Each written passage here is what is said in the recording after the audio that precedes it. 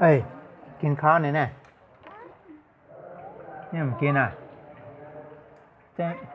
ร้านเมย์ก็ตักข้าวต้มมาเลี้ยงเลย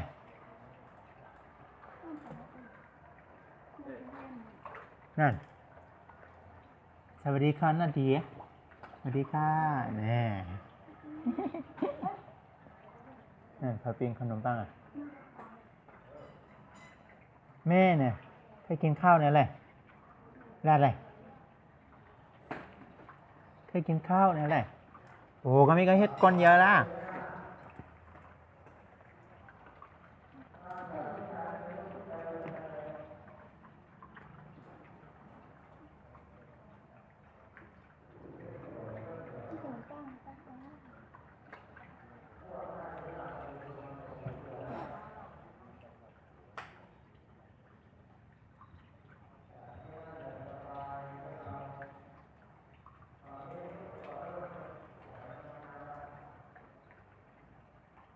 ปลามีหลายตัวลูก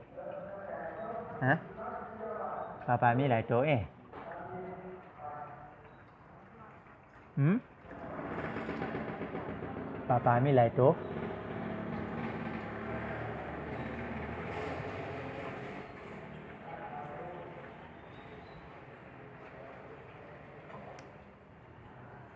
ปลามีหลายตัวโอ้มีน้ำเต้นเนาะโอ้มีน้ำเต้ว่ะโอ้มีน้ำเต้ว่ะโอ้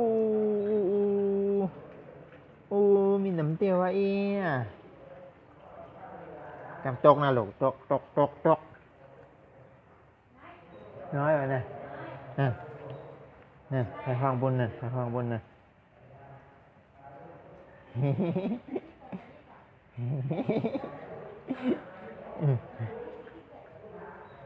มาเนี่ยมาเนี่ยมื้อนี้อะไรข้าวนมยังมาเลี้ยงลูกเนี่ยกะชื่ออย่าคันมาแล้วก็ชื่ออย่าคันลงลง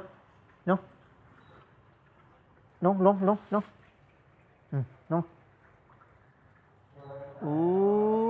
บึ้งต้องกะชื่ออย่าครับมาเลย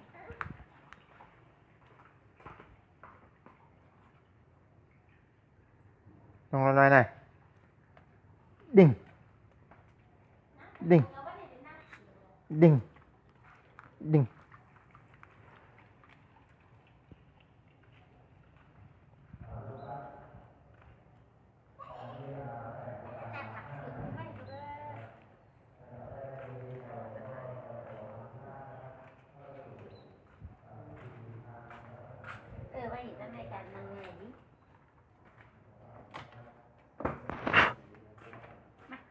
สวัสดีค่ะก่อนสวัสดีค่ะ